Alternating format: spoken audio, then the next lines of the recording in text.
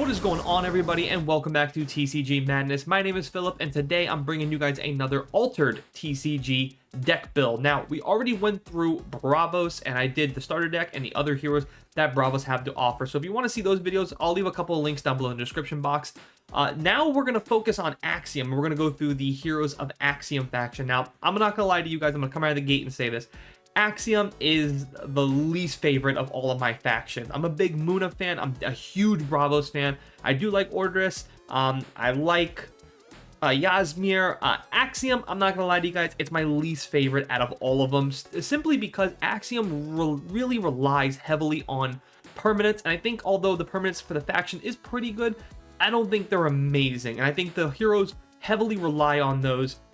And with those permanents, it heavily relies on those to create other things.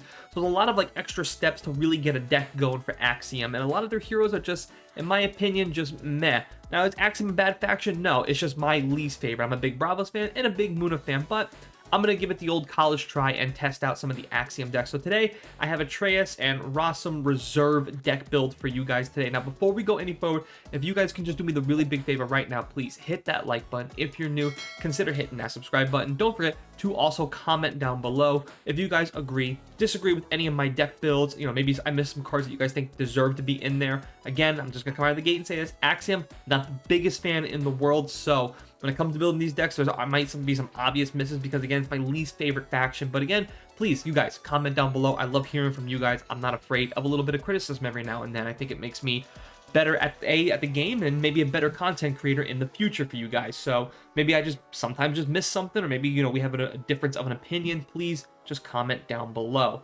Now, just like all the other deck builds, I will be going over the hero itself. I'll go through all the contents. I'll show you guys the stats. And then, of course, I'll show you guys some examples of maybe some unique cards that I think might go good in this deck, so you guys get a general idea if you were looking for a certain unique card. Because at some point too, you guys see up this right here, there's a market. At some point, this market will be opened up to us where we can start bidding and buying certain cards that we can then use for our physical decks and also for the online playing capability. That's going to open up a lot of playing possibilities to see what other uniques are out there in the world. So I'm very excited for that, which is why I give a couple of examples of uniques. Now, with all that being said, let's go ahead and take a look at the hero itself. This is a Treyst and Rossum. It's a pretty nice hero. It's just, again, Axiom's not my favorite. So, Treyst and Rossum, Axiom hero, got 2 reserves, 2 landmarks. When a card leaves your reserve during the afternoon, if I have less than 5 scrap counters, I gain a scrap counter. Okay, pretty good. Kind of like the heroism counters that we, saw in Bravos decks. But this one's a little bit better in my opinion, because it does have at least, if I have 5 or more scrap counters, I tap to gain, draw a card, then put a card from your hand in the reserve. Essentially, you're resupplying with this hero, which is really nice, actually. It's just, again, you have to really rely heavily on, you know, especially with Axiom, relies heavily on the permanents, and it's not something I particularly care for a lot. I prefer to rely heavily on my characters and other spells and to do that kind of manipulation as well. Permanents, I'm not a big fan of right now. I just don't think they're good, but I don't think they're great in this game. Again, you guys may agree to disagree with me. As far as like deck building for me goes, I've just noticed that as a player, I prefer to rely heavily on my characters. That's why I like Bravos so much, man. Bravos, you just wheel and deal, hit your opponents fast. I like aggro decks. I don't like setting up these like big board states and having to actually rely on stuff like that. But that's just me as a player. You might be a little different. So I built this deck the way that I think a lot of us should probably build, right? You want to get cards in your reserve as fast as possible. Then you want to play those cards out of your reserve as fast as possible, while also getting additional bonuses out of your reserve, which is good because we have some permanents that actually will help us. But let's go through the meat and potatoes, the actual heart of the deck, starting with the characters, right? So we do have the rare version of Tinkerbell. It's a 2/3 for a 1/3/3. It has Sabotage. Discard up to 1 target card from a reserve. I like this card because, again, it says cards have to leave your reserve. Maybe you want your opponent's cards to leave the reserve, but that may not be able to help you. But you really maybe even want to target yourself and sabotage yourself and actually get rid of cards in your reserve. Maybe that's like a last-ditch effort. I also just think Sabotage is just a great underrated ability in this card game because it really does manipulate your opponent into doing things they probably don't want to do. Because most opponents, or most people when they play this game, they put cards in their reserve for a reason, right? They want those cards in their reserve. Eventually they're going to play them later. What better way than to absolutely ruin and spoil their plans with a little bit of Sabotage? Plus, it's a 2/3, very cost efficient as well. 3 copies of that. Next up, we have Axiom Salvager. This is the regular version for a 1/2 for a 1 across the board, and he has resupply. Put the top card of your deck in reserve. that's fantastic. The fact that he comes in as just his regular common version, has this for a 1/2 for 1 across the board, and he has resupply. Really, really good. Like this card. Definitely think 3 copies is warranted. Next up, we have a 2/2 Keenlot Elemental. It's a 1/3/3, and it has, when you play out of your hand, put a card from your hand in reserve. Again, playing it out of your hand, cheap, cost-efficient 2/2. Putting it out of your hand, you're playing something in your reserve. Again, now your hero is ready to start playing cards out of your reserve. Remember, too, afternoon is pretty much where the bulk of your game is playing, right? You have, like, morning, noon, and afternoon. So your morning, you're basically dropping down mana, drawing some cards. Noon, certain abilities take place, and then boom, once you get to the afternoon, you're going back and forth, taking your turn, which is the meat and potato of the entire game. So just remember that too, because the hero does say it only during the afternoon, which is fine. It's actually obviously a lot better that way. This way too, like I said, in the meat and potatoes of the game, right in the heart, where you're pretty much doing everything, playing characters, playing spells, playing permanents, playing cards out of your reserve. Pretty good there, so just remember that. Next up, we have 2 copies of a Foundry Engineers, the common version, 2/2 for a 2/2/1. This one has, when you play it out of your reserve, the next permanent you play this afternoon costs 1 less. Again, we're going to be playing a lot of cards out of our reserve, so we might as well get some additional bonuses. I think this card is definitely good for this deck. 2 copies of that one. And then, of course, we did go with the 1 copy of the rare version for another Foundry Engineer. It's 2/2, pretty much the same stats, but this one has the next permanent you play this afternoon costs 2 less. So we're getting some really good cost reductions here by playing her out of our reserve. Next up, common version of a Ada Lovelace is a 2/2 for a 1/3/1. When you play this card out of your reserve, you may put a card from your hand in reserve. If it's a permanent, draw a card. Drawing cards, very powerful in this game. Definitely want this in your deck as well. And then, of course, we went with the 2 copies of the rare version for a 2/2. And she says when you play a card out of your reserve, you may put a card from your hand in reserve to draw a card. So very, very good to draw a card right there. So again, putting your card from your hand back into your reserve to draw another card. So you're already playing her out of your reserve. Then you're going to put a card in your hand into your reserve to draw a card. Very, very good there. A lot of manipulations going on. Like, imagine a lot of the things, like from your reserve to here, then from your hand into your reserve to basically draw another card. You're resupplying and drawing additional cards with this. Ada Lovelace, I think, is definitely the heart and soul of this deck. Definitely wants the engine to, allows the engine to really get going with your hero as well. Next up, we have 3 Little Pigs as the rare version. It's a 3/3 for 3 across the board. If you control 2 or more landmarks, I gain 2 boost. The reason why I put this one in there, the one thing I did notice when I was building this deck up, I have a lot of like weak cards, but you have a lot of permanents. And again, Axiom does love its permanents, does love its landmarks. So you're probably going to have definitely 2 landmarks when you're playing. I'll show you what those cards are obviously here later in the deck. So if you have those cards out, you play 3 Little Pigs, getting yourself a 3-drop for 5 across the board. Very powerful. Next up, we have Axiom Scramblers. This is a 4/3 for a 2/4/2. It has Sabotage. Play it out of your hand. Sabotage. Again, kind of like that ability going. Resupply, Sabotage. Both abilities very good with this deck. Definitely wanted in this deck a lot. This is pretty much your big win condition right here. This is Athena, 5/3 for a 3/4/4.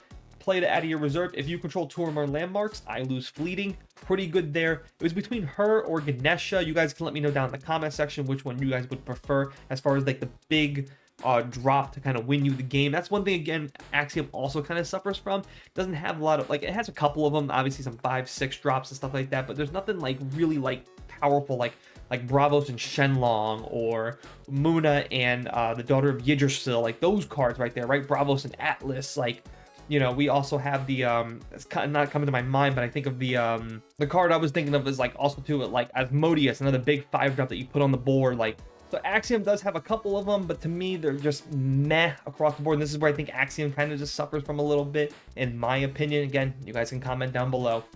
As far as spells go, we have just a couple of spells. We have a Hooked for a 1/2 target character switches expeditions.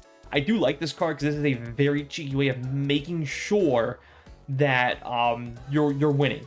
You know, if you have a card that you know like is gonna win for a 1-drop, if you have just 1 mana left and you're like, man, my opponent's tapped out, has nothing else, playing Hook to make sure that you character switch positions, whether it's on your side, to make sure that you're gonna gain either the advantage or make sure that you're gonna advance your expedition. Pretty good card there. Definitely like this a lot. And then we also have one more spell too. We have a Keenlot Burst. I like this card. It's a 3/3. It has fleeting, of course, and it has choose one, send to reserve target character with a hand cost of 4 or less, or discard target permanent with a hand cost of 4 or less. Again, it can work for yourself, or you can play it against your opponent, and it also works as removal. You do need removal spells in this game, because there's always going to be something on the board that you just kind of have to deal with. Unless it has toughness or something like that, you're just going to have to deal with some big characters sometimes, or maybe something that you're just like, I need to get rid of this to make sure I advance, either win the game or just prolong for my opponent from winning the game. Removal spells definitely needed. Now let's go to some fun stuff here. Let's go to the permanents. Now this is where, again, the deck can really sing if you gain these permanents on your opening hand. These are the cards you pretty much, in my opinion, kind of want to see in your opening hand. You want 1 out of the 3 permanents in your opening hand. First permanent we have is a rare version of Heva Bravos Bastion. It's a 2/2. It has resupply whether you're playing out of your hand or out of your reserve, and it has your characters have playing out of your reserve gain 1 boost. I mentioned earlier in this video that a lot of these cards are a little weak. We don't have a lot of big body dropping characters, so we might as well, we're playing a lot of cards out of the reserves, so we might as well gain some additional bonuses other than from our hero. Let's play something that's going to make sure that we're going to get additional value for playing cards out of your reserve. By playing cards out of, having this permanent, by playing cards out of your reserve, you're going to gain additional boost on all your characters playing out of your reserve. And it also has that nice ability right there, playing out of your hand or out of your reserve, you're going to gain that resupply ability for the top card of your deck in your reserve. So there you go. It works really good with your hero. The other permanent that we have is the Foundry Axiom Bastion. It's a 3/3. It has tap. The next character you play from your hand this turn activates its out of reserve abilities. Now, there are a lot of cards that have that ability. I'm just showing you some right now. Not that one for sure, that one for sure. So there you go, like right here, even all 4 cards. That right there is going to be really beneficial. Again, you're already playing stuff out of your reserve, so by being sure that you can play that ability twice before it hits the reserve, I think is really, really good. This is where, in my opinion, Axiom starts to really sing and really do some good stuff for you, is this right here. I do think, as far as like the permanents go, I think this is the best one you can get. Now, do you want the one that goes, that's the rare version? Go for it. You know, again, you guys can comment down below if you guys agree or disagree with anything I have to put in these decks. Love to hear from some of you guys. This is just what I found to be pretty good. And again, at some point, all these decks that I do build, I am going to show you guys some gameplay with all these decks so we can learn, in my opinion, we can learn together. Because that's just only going to make me a better player and hopefully a better content creator with Altered TCG. This is just the way I build the decks, and eventually I do test it. And eventually some of you guys will comment. I do get back to all of you saying, yeah, I did actually change that up a little bit and it actually did work. So again, comment down below. Last but not least, we have the last rare. This is the Axiom Reprocessor. It's a 4/4 for another permanent. We have 3 copies of this one. Again, it has that beautiful resupply, but it also says at noon resupply. So every time at noon, before the afternoon, we're going to get a card off the top of our deck into our reserve, giving us that additional bonus with our hero. You guys can really see a lot of deck manipulation. Top card into the reserve, top card in the reserve, play the card out of reserve, gain a boost, gain additional value, get this ability, get this, like play before it even goes to reserve, actually activate its reserve ability. Like, you guys can see these permanents and these landmarks are very, very good. That's going to do it for this deck. Let's go ahead and go over to the stats. As you guys can see, 24 commons, 15 rares, no uniques, so of course you guys know why. 42 force, 67 mountain, 54 ocean, pretty good. Want to maybe boost that force up, that's where it's going to hurt you a lot. You guys can see, as far as hand cost, we have a pretty good even keel across the boards, 1, 2, 3, 4, and 1, 5. And as far as reserve cost goes, we kept it very, very cheap. 2s, 3s, 4s, no 1s, no 5s. Exactly where I like it for this deck, in my opinion, because again, you're playing cards out of your reserve a lot, so you really want to keep that reserve cost as low as possible. 2s and 3s are, in my opinion, the way to go. 6 spells, 9 permanents, 24 characters, 0 out of 39 ownership. I mean, I haven't scanned any of these cards yet. I will at some point, though. So that's going to actually do it for the stats of the deck and the hero. Now, I'm going to go ahead and show you guys some 3 unique examples that I think would go good with this deck, but of course, they're just examples. The first example that I do have is a Kelon Elemental. This is a 2/1, so again, if you're playing it out of your reserve, you're keeping that reserve cost very low. It's a 2/0/2, and it does have, when you play it out of your reserve or out of your hand, you may put the top card from your hand in reserve, so kind of resupplying that way. And then it also says when you play it out of your reserve, you may pay 1. If you do, I gain a boost. Pretty good there. And don't forget to, with that other permanent, you can gain an additional boost by playing it out of your reserve, so you can really boost this card. Plus, it's also a 2/1, very cheap, which is good too, because we want to keep that reserve cost still very, very low. So that's one example. If you had a card like this, I think would go good in this deck. Of course, there's a bunch of examples. I mean, we can count, how much time do you really have, honestly, to talk about how many examples that we can really put in this deck, of course, but we won't know until we actually see it. I just don't know what your unique situation looks like. Next example I do have is a Foundry Engineer. This is a 2/2 for a 1/2/1. It has the next permanent you play this afternoon costs 1 less, of course, pretty good.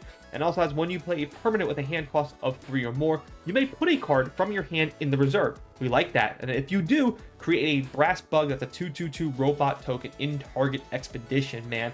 This card does pretty much everything you want to do and then some. The only thing we're missing is if you also do the Brass Bug thing, why not just draw a card too while you're at it, man? I mean, like, it pretty much does everything you want to do in this deck, right? We're getting that ability out of your reserve, so it's going to help your hero. You're also going to get 1 less reduction cost. Then if you want, when you play a permanent with a hand cost of 3 or more, which we have in this deck, you can put a card from your hand in reserve. And if you do that, create a token, create a Brass Bug token. So maybe if you want to take this deck in a completely different direction, like if you had a really, really good axiom unique that was creating you tokens, maybe you go the token route with axiom by playing permanents and cards that can actually create Brass Bug tokens. Maybe you go in that direction with your hero. It's the beauty of Altered TCG, guys, that Altered just has different ways to really build a deck. We won't know what the meta truly is until we actually see it. But the reason why it's so hard to actually create a meta in this card game, in my opinion, is because these uniques are so powerful that you can have a unique that takes your deck in a completely different direction. We have Artifaction rares that can really benefit you. It's the beauty of Altered TCG. It's why Altered TCG is such a breath of fresh air. It's why I'm so high on this card game. It's why I'm making all these different decks for all different factions. It's just because I really do love this card game. Again, Star Wars Unlimited came out as a breath of fresh air. Altered TCG came out, it's a breath of fresh air. I'm loving that we're getting new card games to really explore. It's so much fun, and it's really just bringing TCG back to where I think it needs to be, where decks are unique, they're different, and I don't want to see metas anymore. I'm tired of seeing it. Because there's meta, there's anti-meta. So, little rant there, but hopefully you guys agree. If you did, hit that like button. Last unique I have is the 3 Little Pigs.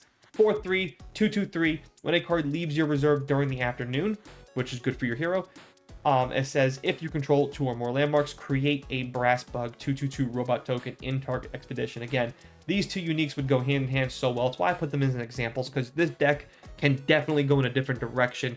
Let me know if you guys agree or disagree down below in the comment section, because that's going to do it for this video. I hope you guys have enjoyed this video. Again, we're going through all the Axiom, then we'll go through Muna, then we'll go through Ordris, Lyra, all the others. I'm really, really excited. Love this card game so much. At some point, I will be getting back to making videos on gameplay, and we'll be going back to also doing some more booster box openings and stuff like that. I'm definitely gonna try to get my hands on some more Altered TCG booster boxes as well. So I hope you guys are excited for that. If you are, please hit that like button, especially if you made it this far in this video. If you're new, consider hitting that subscribe button. Don't forget to also comment down below. As always, guys, thanks for watching. Thanks for listening. I'll see you guys next time.